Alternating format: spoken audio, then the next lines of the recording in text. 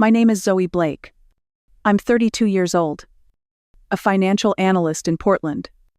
And up until last year, I thought I understood the limits of what family could do to you. That was before I received a mortgage statement in the mail for a house I never bought, never saw, and never agreed to. My name was on the loan. My information had been used, and someone had signed my name. At first, I thought it was a scam. I stood in the kitchen, holding the envelope like it might burn my hands. But the address was real. The numbers added up. And the worst part, the signature almost looked like mine. Not exactly, but close enough to pass. It wasn't a mistake. It was intentional. I just didn't know by who yet. Looking back, I should have seen it coming. The signs were always there. Growing up, I was the capable one. The one who followed the rules, who got the grades, who didn't make trouble. My little sister Casey was different. She was soft, emotional, easily overwhelmed. My parents said she needed more support. What they really meant was, she didn't need to try as hard because I was already doing enough for both of us. Casey failed classes. I tutored her. Casey crashed the car. I gave up part of my savings to help with repairs. I didn't mind. Not at first. I thought that's what being the older sibling meant. You lead. You protect. You give. But there's a difference between being protective and being used. I told myself that if I worked hard enough, they'd see me too. Not just as a safety net, but as someone worth being proud of. I got into college on a scholarship, worked 3 jobs to stay afloat, graduated with honors, landed a job in finance, and bought my first car with cash. They said, "Congratulations," then asked if I could help cover Casey's tuition. She had just failed out again. Still, I didn't want to see it. I was too busy trying to earn their love by doing more, giving more, being more. I thought if I just kept going, kept achieving, maybe one day I'd matter the same way Casey did. I was wrong. And the mortgage, that was the moment I realized just how wrong I'd been. When we were kids, it didn't feel like favoritism. Not really. I just thought Casey needed more help. She cried easily, gave up on things quickly, and our parents always rushed to fix things before she could fall too hard. I assumed that's what love looked like. That mine just came in a different form, quiet, firm, and full of expectations. I got my first job at 16, minimum wage at a grocery store. My parents said it was good for me. Taught responsibility. Casey didn't have to get a job. They said it was too much pressure for her. When I asked why the rules were different, my mom said, "You're strong. She's not built like you." I paid my own way through college with loans, scholarships, and hours behind the desk at the campus library. They never once offered to help me. Not even with books. When Casey dropped out of her first school, they paid for another. Then another. Each time, she promised to finish. Each time, she didn't. They kept paying. By the time I had a degree, Casey had 3 transcripts and no diploma. I was living in a crummy apartment with roommates, heating up ramen for dinner, working 50 hours a week to build a career. Casey was still home. Still jobless. Still calling herself in transition. At some point, I stopped feeling confused. I started feeling stupid. Because it wasn't just that the rules were different. It was that I had spent years pretending they weren't. Pretending I was okay with being the one who had to prove I deserved everything I got. While she was celebrated for just surviving, it started with small things. Her birthday was coming up, and Mom asked if I could treat her to a weekend trip. Offered because it was expected. Later, her car broke down. Instead of calling a mechanic, my parents called me. "You're good with money," they said. "You can spare a few hundred. Can't you?" I didn't even pause it. I wired the money. Told myself it was a one-time thing. But it never was.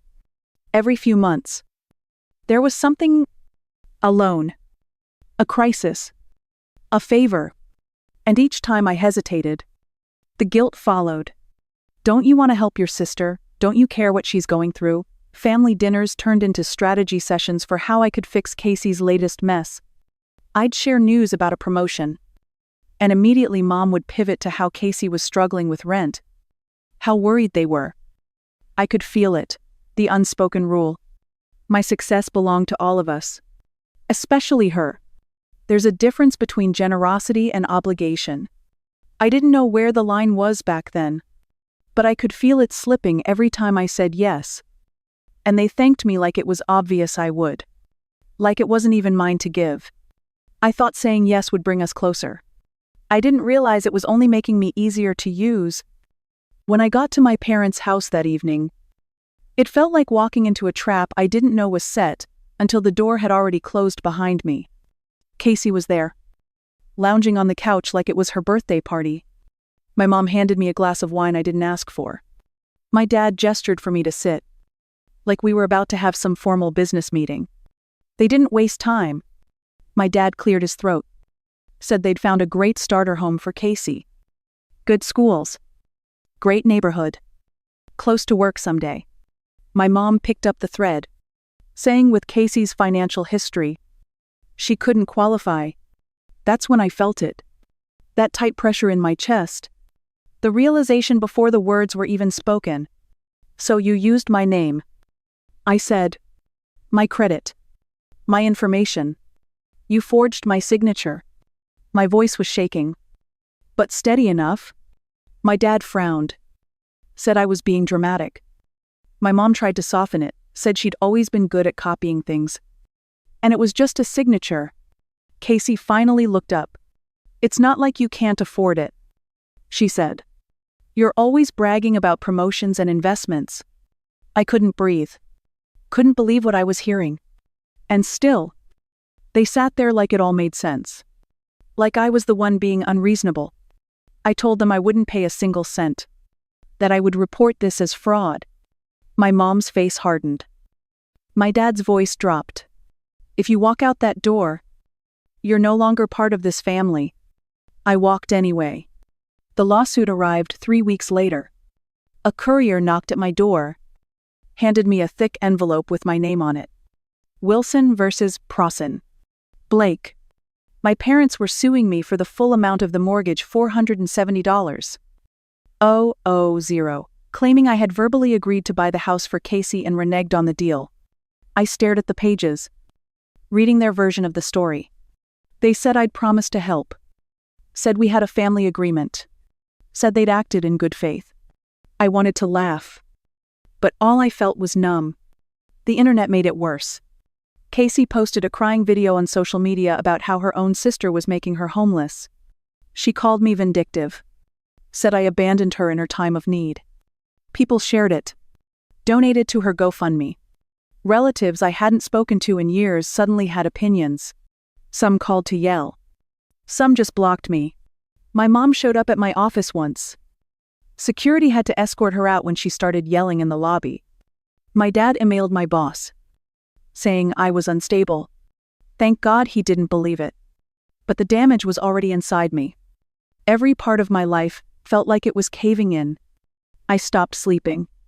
Started skipping meals. Spent hours rereading the lawsuit, trying to find a way out. Then I called a friend who worked at a law firm. She put me in touch with someone who understood exactly what this was. Not a family dispute. Not a misunderstanding. Financial abuse. Identity theft. Fraud. For the first time, I felt like I wasn't crazy for being angry. I wasn't cruel for saying no. I was just protecting what was mine. Hiring a lawyer drained almost everything I'd saved. My emergency fund, gone in a week. Legal fees stacked up. I stopped contributing to my 401k. Canceled a trip I'd been planning for over a year. Started putting groceries on a credit card. The stress seeped into everything. I lost weight. My hair started falling out. I couldn't remember the last time I laughed without checking myself. My therapist at the time asked if I'd considered compromise. that maybe losing the battle meant winning the war. I didn't go back after that session. What war was worth winning if it meant surrendering myself in the process? This wasn't about being right. It was about not being broken. About not letting the people who should have protected me rewrite the rules just because they didn't like hearing no. I called my lawyer and said I wanted to fight this all the way. The courthouse was colder than I expected. My lawyer met me outside, told me to stay calm, no matter what they said. I walked into the courtroom and saw them, my parents, Casey, their lawyer, all dressed like they were attending a church service, all pretending to be respectable. Their attorney started with a speech about family loyalty, said I had benefited from years of parental support, and now it was my turn to give back. He called it an implied agreement, said I'd left them no choice but to take legal action, said it was about values. My lawyer objected, and then it was my dad's turn. He got on the stand and told the court how much they had done for me, that they thought I'd be proud to help my sister, that they assumed I would want to contribute. Then came the question from the judge. Did you or did you not sign your daughter's name without her permission? My dad hesitated, said my mom had signed it. My mom cried on cue, said she was desperate, that she never meant to hurt anyone. Casey called me heartless, said I was letting her go homeless. And then it was my turn. I walked up to the stand and told the truth. About the jobs, the loans, the sacrifices, the silence. I showed them the text messages they'd tried to delete, the ones where my dad said, "Don't ask her. Just do it." And my mom replied, "Once she sees the house, she won't say no." I looked at the judge and said, "This wasn't a misunderstanding. It was planned. And I won't carry it anymore." The hearing ended, but the shaking didn't stop. As we walked out of the courtroom, I realized this was never really about a house. It wasn't even about the money.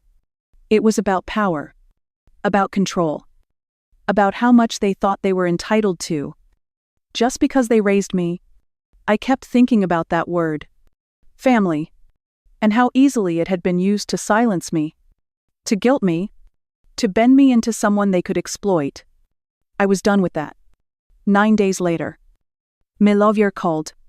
The judge had ruled, case dismissed. With prejudice, my parents were ordered to pay a portion of my legal fees. A restraining order was granted, and the judge referred the case for potential criminal investigation.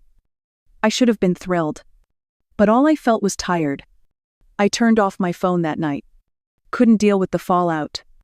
When I turned it back on the next day, there were voicemails from Casey, drunk, crying, blaming me for everything. Mom had panic attacks. Dad was talking bankruptcy. Casey was being evicted. None of that was my fault. But it still hurt. The silence from people who once cheered me on was louder than the noise from those who blamed me. Some relatives apologized. Too late. Others stayed quiet. That told me everything. I started therapy again. This time with someone who got it, who called it what it was. Abuse. Financial. Emotional. Generational. She helped me grieve what I lost. Not just the relationships, but the illusion that they were ever safe. I moved to a new place.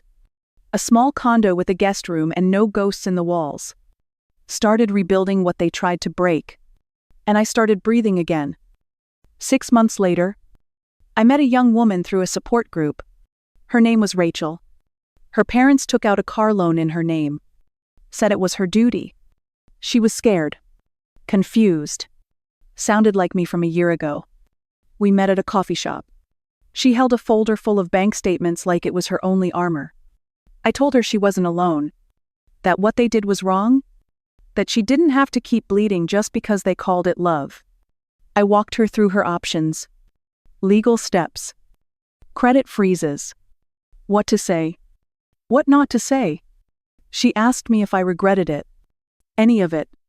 I thought about the lost money. The cold stares. The broken ties. Then I thought about the quiet in my new home. The way I could look in the mirror now and feel solid. No, I said. I don't regret choosing myself. Because the truth is, you don't have to set yourself on fire to keep others warm. And the ones who ask you to, they were never really keeping you safe, just comfortable in your silence. Now, I know better.